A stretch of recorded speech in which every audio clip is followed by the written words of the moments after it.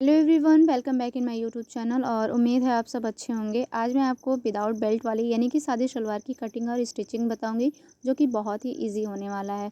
तो सबसे पहले आपको टू फोल्ड में इस तरह से फैब्रिक रख लेना है। रखने के बाद में आपको सबसे पहले मेजरमेंट ले लेनी है। तो मेजरमेंट मेरा वहाँ शो नहीं हुआ, इसलिए मैंने यहाँ पे जूम करके आपको दिखाया है कि लेंथ मेरी 35.5 इंच है और मोहरी मेरी 8.5 इंच है। हाँ, फैब्रिक पे मैंने मेजरमेंट मेंशन कर दिया था, बट वहाँ पे कैमरा कैप्चर नहीं कर पाया, इसलिए मैं आपको यहाँ पे जूम करके दिखाती हूँ कि मैंने लेंथ कितनी ली। 35 ये है, हाफ इंच ये है और 2 इंच पॉइंट इसमें मैंने प्लस किया है।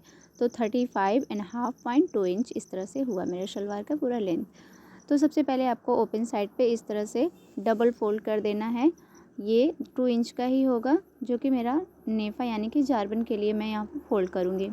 को एक बराबर आप इस तरह से फोल्ड कर लीजिए। फोल्ड करने के बाद में रेडी लेंथ जितनी भी आपकी है, यहाँ पे आप इसे इस तरह से निशान लगा लीजिए। याद रखिए, अभी आपको यहाँ पे रेडी लेंथ रखनी है। अभी आपको कोई भी मेजरमेंट के लिए फैब्रिक को नहीं छोड़ना है। तो इस तरह से देखिए, मैंने रेडी लेंथ पे जो भी निशान आए थे मैंने निशान लगा लिए। ऊपर की साइड पे आपको इस तरह से थोड़ा सा निशान लगा लेना है, जहाँ से मैं अपने नेफे को फोल्ड करूँगी। अब इसको 4 फोल्ड में आपको इस फॉर्म में अपने फैब्रिक को फोल्ड करके रख लेना है।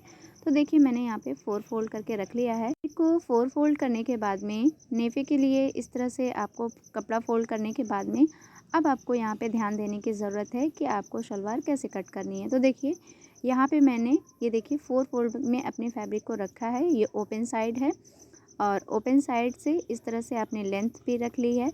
अब लेंथ जितनी भी आपने रेडी रखी थी, उसमें सिर्फ आपको हाफ इंच इस तरह से प्लस कर देना है, यानी कि हाफ इंच नीचे शलवार की मोहरी के लिए आपको लगाना है। पे मोहरी के लिए मैं ले रही हूँ 8.5 इंच, जो कि 7 इंच मेरी रेडी होगी, 1.5 इंच मेरा मार्जिन होगा।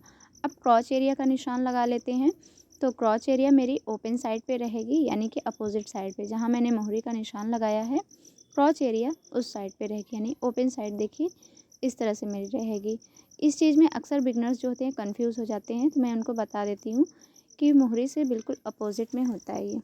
नेफे के फैब्रिक को इस तरह से फोल्ड करके 13 इंच पे क्रॉच एरिया का निशान लगाया है और मोहरी के निशान को क्रॉच एरिया के निशान से इस तरह से रख के कॉर्नर पे ही एक स्ट्रेट लाइन ड्रॉ कर लेंगे। आप इसे चाहें तो स्केल के हेल्प से या फिर इंस्टेप के हेल्प से इस तरह से लाइन बना सकते हैं। तो यहाँ पे मैंने लाइन जो बनाई है और लास्ट वाली लाइन जो है, इसी पे मैं इसकी कटिंग कर दूँगी। तो उससे पहले मैं आपको बता दूँ कि अगर आप मोहरी एक में रखना चाहते हैं तो आप इस तरह से एक तिरछी लाइन ड्रॉ करें। फिर उसके बाद में आपको 2 इंच का फैब्रिक एक्स्ट्रा लेना है और फिर उसको एक में ही रख के मोहरी को आपको बना लेना है। लेकिन मैं ऐसा नहीं कर रही हूँ, मैं सिंपल इस तरह से इसकी कटिंग कर दे रही हूँ, जो कि मैंने निशान लगाया था। साइड से जो फैब्रिक मेरा निकला हुआ था उसे मैं 2 फोल्ड में लूँगी। 2 फोल्ड में रखने के बाद में इस तरह से आपको 4 फोल्ड में रख लेना है। आप अगर चाहें विड्थली लेंथली से आपको सेट लगे, आप इस तरह से 4 फोल्ड में करके ईजिली आप कट कर लीजिए। तो चलिए, मैं इस तरह से कट करने के बाद में सलवार की स्टिचिंग बताते हैं, जो कि बहुत ही ईजी है। तो सबसे पहले आपको इस तरह से लेना है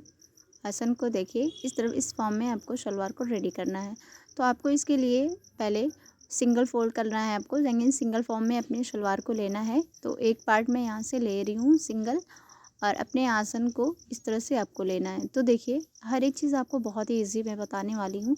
तो सबसे पहले आपको आसन को जो लेना है ना, वो आपका फैब्रिक जो होगा वो रॉन्ग साइड होगा, यानी कि उल्टा जिसे बोलते हैं। इस तरह से आपको लेना है और हमारा जो शलवार होगा वो भी इस तरह से राइट साइड में होगा। तो राइट साइड में शलवार को लेना है और आसन को आपको उल्टा लेना है। दोनों को इस तरह से रख के नीचे कॉर्नर पे स्टिच कर लेना है। तो यहाँ पे मैंने इसे स्टिच कर लिया है।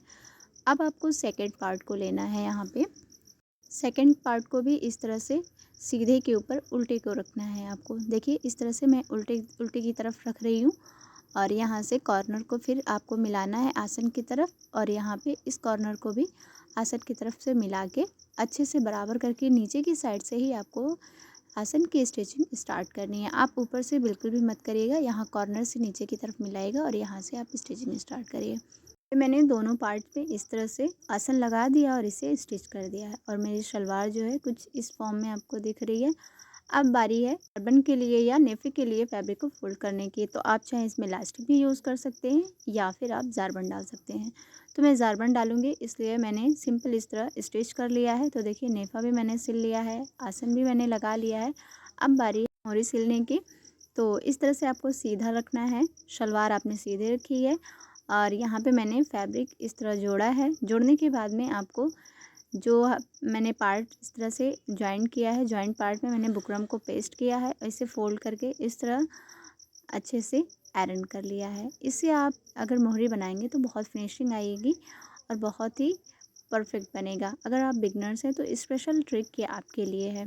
तो मैं आपको बना के दिखाती हूँ कि किस तरह से ये फिनिशिंग के साथ रेडी होता है। तो एक पैर का इस तरह से मार्जिन देते हुए प्रेशर फुट पे आपको स्टिच कर लेना है। अब मैं रॉन्ग साइड पे मैं इस तरह स्टिच कर रही हूँ। देखिए यहाँ पे मैंने रॉन्ग साइड पे इस तरह स्टिच कर लिया। अब यहाँ से आपका फैब्रिक जो है वो फिसलने वाला नहीं है और यहाँ पे बिल्कुल ही बिना किसी सिलवट के ये बिल्कुल रेडी हो चुका है। आपको प्रेशर फुट को बिल्कुल बराबर रखना है किनारे की सिलाई से और यहाँ पे बिल्कुल स्ट्रेट सिलाई एक लगा लेनी है।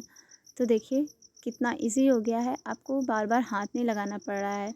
इस तरह से अपोजिट साइड में भी आपको बिल्कुल स्ट्रेट लाइन लगा लेनी है। मैं शलवार ज़्यादा नहीं सिलती हूँ, इसलिए मुझे बस एक ही डिज़ाइन आती है जो कि बहुत सिंपल और इजी भी होती है और बाय लुक भी बहुत अच्छा होता है। तो देखिए इस तरह से आपको सिंपल लगा लेना है जो कि फिनिशिंग में तो बहुत ही अच्छा दिख रहा है।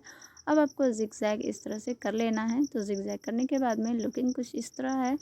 मुझे कमेंट करके ज़रूर बताइएगा कि मेरी ये एक ही डिज़ाइन वाली मोहरी आपको बार बार कैसी लगती है। मोहरी तो मेरी बहुत क्लीन बन चुकी है। अब दूसरी साइड में भी आपको इस तरह से ज़िगज़ैग से अपनी डिज़ाइनों को फिल कर लेना है। तो देखिए मोहरी मेरी बनकर रेडी हो चुकी है। अब शलवार जो है ऑलमोस्ट कंप्लीट ही है, बस अब मोहरी के निशान को इस तरह से सिल लेना है। मैंने इस पे वीडियो बनाई है कि मोहरी की फिटिंग को कैसे सेट करना है। तो देखिए मेरी शलवार रेडी हो चुकी है। तो अच्छी लगे तो फैमिली फ्रेंड के साथ शेयर करिए। फिर मिलते हैं किसी नेक्स्ट वीडियो में। और मुझे कमेंट और लाइक करना बिल्कुल ना भूलिएगा। Thanks for watching.